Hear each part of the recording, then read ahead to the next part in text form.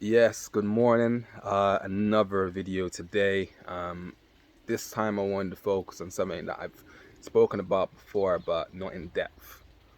Why words are important and how to develop a positive vocabulary. So, as we all know, every thought we have manifests into words. Every words that we have manifests into actions, beliefs, values.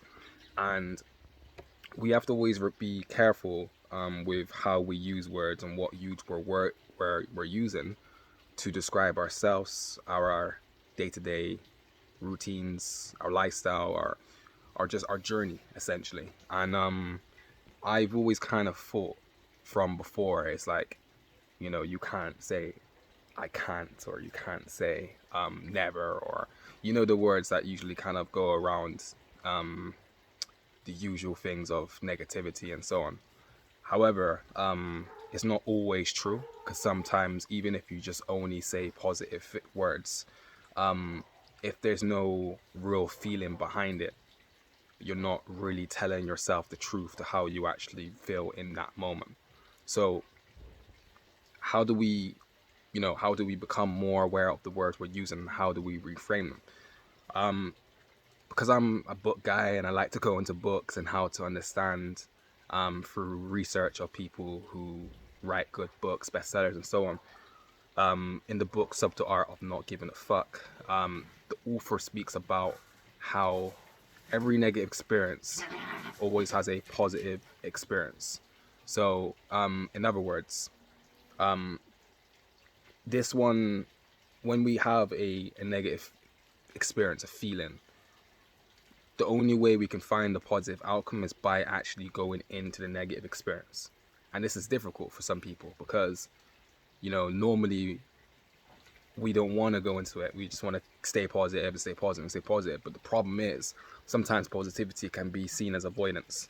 And this took me a long time to really understand that if we want to find the things we want in life, we have to go into the things that we particularly don't want to do to find the outcomes that we want on the other end. And this is where the true positivity comes out.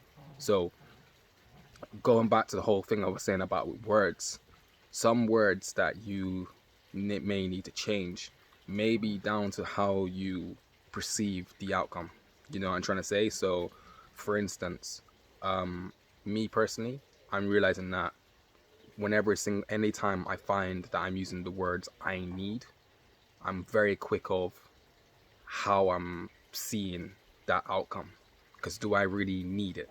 Is what I'm asking myself nowadays. And that's a good question to ask yourself. Like, do you really need it? Of course, we all need money, shelter, food, drink. Of course, we all need these things. But the problem is, if you need it, are you going to be manifesting it? Because there's a thing of, if you look at it a bit more differently, of when you make your goals, your outcomes, and things that you want in life, yeah, you say to yourself that you want it. You don't say that you need it, right?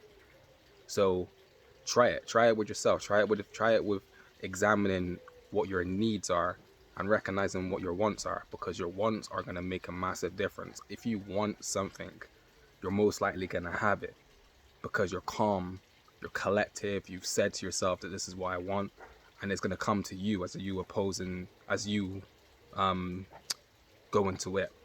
You know what I'm trying to say? So um to design a positive vocabulary, we have to remind ourselves that um, we have to be aware of the vocabulary that we have currently and just be able to reframe those words to so it works accordingly to our journey.